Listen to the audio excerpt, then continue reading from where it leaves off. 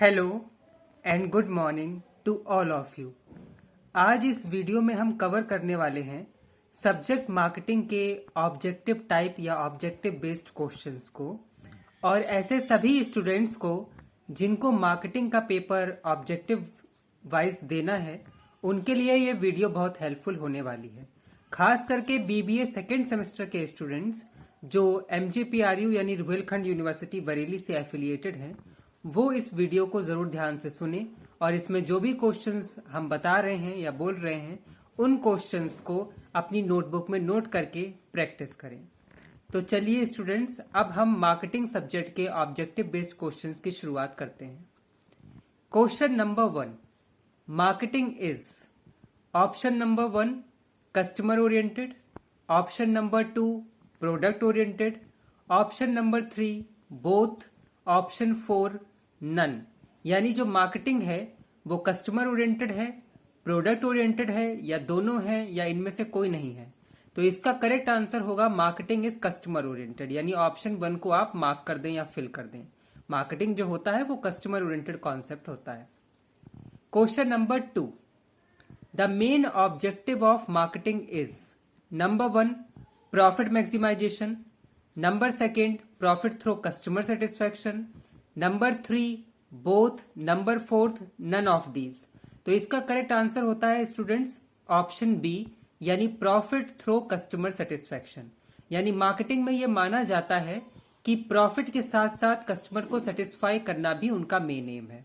Okay, तो अभी तक हमने दो बातें जानी। पहला कि मार्केटिंग कस्टमर ओरिएंटेड कॉन्सेप्ट है, और दूसरा मार्केटिंग का मेन ऑब्जेक्टिव या purpose profit through customer satisfaction है। Okay, next question, what do you mean by sales, या what is do you understand by sale. तो इसका करेक्ट आंसर होगा goods and services converted into money is known as sale. यानी जब सिर्फ और सिर्फ ये कोशिश करें प्रोड्यूसर्स और मैन्युफैक्चरर कि कैसे भी गुड्स और सर्विस को सेल में कन्वर्ट कर दिया जाए, प्रॉफिट में कन्वर्ट कर दिया जाए, तो उसको सेल बोलेंगे। यानी goods and services converted into money is typically known as sale. तो अगर आपके एग्जाम में ऐसा क्वेश्चन आए कि व्हाट इज सेल, ऑप्शन में दे रखा हो कि goods and services converted into money is sale, तो आप इसको टिक लगा दीजिएगा। Question number 4, what is the main objective of selling या sales. Option number 1 profit maximisation, option 2 customer satisfaction, option 3 both, option 4 none. तो इसका करेक्ट आंसर होगा number 1, यानी प्रॉफिट मैक्सिमाइजेशन। जो मार्केटिंग होती है उसका मेन ऑब्जेक्ट होता है प्रॉफिट थ्रू कस्टमर सेटिस्फैक्शन, लेकिन सेल्स का मेन ऑब्जेक्टिव होता है प्रॉफिट मैक्सिमाइजेशन। यानी इसमें जो प्रोड्यूसर्स होते हैं वो सिर्फ प्रॉफिट को मैक्सिमाइज करने का सोचते हैं, उन्हें कस्टमर की need, want, preference, taste, habits इनसे कोई मतलब नहीं होता। Next question, what is the 4 P's of marketing. What are the 4 P's of marketing. तो इसका करेक्ट आंसर होगा, नोट कर लीजिए आप, प्रोडक्ट, प्राइस, प्लेस, प्रमोशन। तो अगर ऑब्जेक्टिव वाइज क्वेश्चन आए कि व्हाट आर द 4 P's, तो उसमें जब ऑप्शन आपको ये नजर आए प्रोडक्ट, प्राइस, प्लेस, प्रमोशन, तो उसको फिल कर दीजिएगा या मार्क कर दीजिएगा।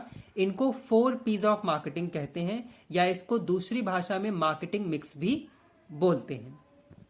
Next question, what is the full form of STP।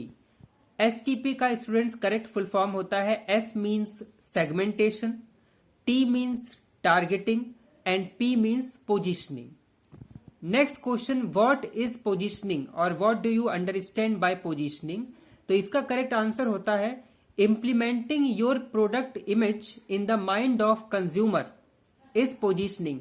यानी पोजिशनिंग को हम ये कहेंगे कि जो प्रोड्यूसर्स या मैन्युफैक्चरर हैं वो अपने प्रोडक्ट की जो इमेज क्रिएट करना चाहते हैं वही इमेज पब्लिक के माइंड में क्रिएट करना पोजिशनिंग कहलाता है। Next question, what is segmentation. तो इसका करेक्ट आंसर होता है कि जब हम मार्केट को पार्ट्स में यानी ग्रुप्स में कंज्यूमर की कैरेक्टरिस्टिक्स के बेस पर यानी उसके आधार पर बांट देते हैं या डिवाइड कर देते हैं, तो उसको सेगमेंटेशन कहते हैं। इसको इंग्लिश में ऐसे लिख सकते हैं कि segmentation is the technique of dividing the market into groups. Okay, तो अगर आपको एग्जाम में इस तरीके से ऑप्शंस दिखें कि सेगमेंटेशन इज और ऑप्शन 4 दिए हों तो उसमें जो भी ऑप्शन में ये कह रहा हो कि मार्केट को डिवाइड करा जाता है वो सेगमेंटेशन होता है।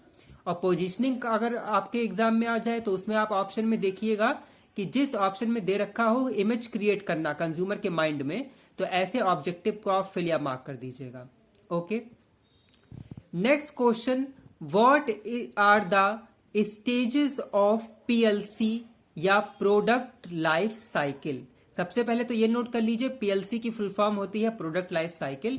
और अगर एग्जाम में इस तरीके से क्वेश्चन आए what are the stages of PLC, number 1 4, number 2 5, number 3 6, number 4 7, तो इसमें जो होती हैं 7 स्टेजेस होती हैं। 7 को आप मार्क या फिल कर दीजिएगा। और अब वो 7 स्टेजेस कौन सी होती हैं वो भी आप नोट कर लीजिए। Number 1 introduction, number 2 growth, number 3 maturity, number 4 saturation, number 5 decline और नंबर 6 ऑब्सोलेसेंस। ये 6 स्टेजेस होती है, सॉरी मैंने 7 बोल दिया, ये 6 स्टेजेस होती है। 6 को आप मार्क करिएगा, introduction, growth, maturity, saturation, decline और obsolescence. Okay, product life cycle यानी पीएलसी में 6 स्टेजेस हैं। Next question, in which stage heavy expenditure is spend on advertisement, यानी पीएलसी की कौन सी ऐसी स्टेज होती है जिसमें सबसे ज्यादा एडवर्टाइजमेंट पर खर्च किया जाता है, तो इसका करेक्ट आंसर होगा इंट्रोडक्शन स्टेज।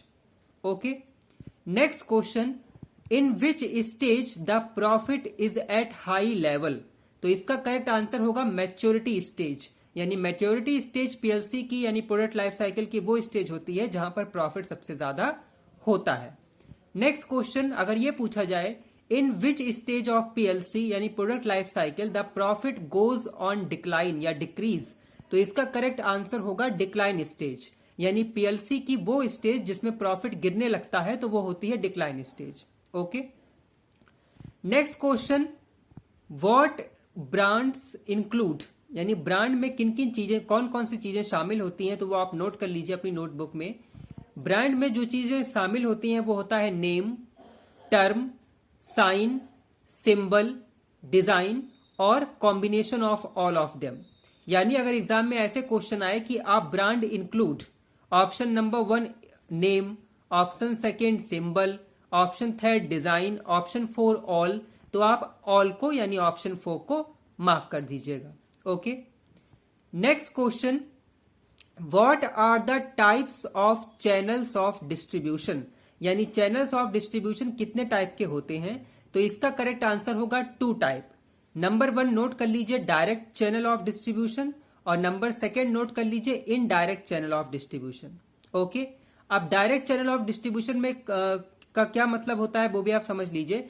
जब मैन्युफैक्चरर यानी प्रोडक्ट को बनाने वाले डायरेक्ट कंज्यूमर को अपना सामान डिस्ट्रीब्यूट करते हैं, बीच में किसी होलसेलर या रिटेलर को इन्वॉल्व नहीं करते, यानी मिडिल मैन को इन्वॉल्व नहीं करते, तो वो कहलाता है डायरेक्ट चैनल ऑफ डिस्ट्रीब्यूशन। और जब मैन्युफैक्चरर या प्रोड्यूसर जो बना रहे हैं सामान, प्रोडक्ट या सर्विस, गुड्स या सर्विस, उसमें जब वो मिडिल मैन को इन्वॉल्व करते हैं, यानी होलसेलर को इन्वॉल्व कर लिया, रिटेलर को इन्वॉल्व कर लिया, फिर वो कंज्यूमर तक पहुंचे, तो उसको बोलते हैं इनडायरेक्ट चैनल ऑफ डिस्ट्रीब्यूशन। यानी चैनल्स ऑफ डिस्ट्रीब्यूशन 2 तरीके के होते हैं, direct channel of distribution and indirect channel of distribution. Next question, who is known as the father of marketing, तो इसका करेक्ट आंसर होगा, नोट कर लीजिए, Philip Kotler. Philip Kotler is known as father of modern marketing. Next question, what are the types of marketing concept, तो इसका correct answer होगा 2 types. Number 1 classical या old modern concept और number 2 modern marketing concept. Okay, तो हमने अभी तक इतनी चीजों को डिस्कस किया। ये मार्केटिंग का पार्ट 1 है। हम पार्ट 2 को भी कुछ दिनों में रिलीज करेंगे। इस पार्ट 1 में जितने क्वेश्चंस को बताया गया उनको नोट कर लीजिए, प्रैक्टिस कर लीजिए। हम उम्मीद करते हैं कि इनमें से इस वीडियो से आपको हेल्प होगी और कोई ना कोई आपको क्वेश्चन इस वीडियो से में जो बताए गए हैं वो जरूर आपके एग्जाम में मिल जाएंगे। Till then subscribe the channel please, ताकि आपको आगे की वीडियोस मिलती रहे। Subscribe the channel, stay tune with us, have a nice day, thank you so much, bye bye.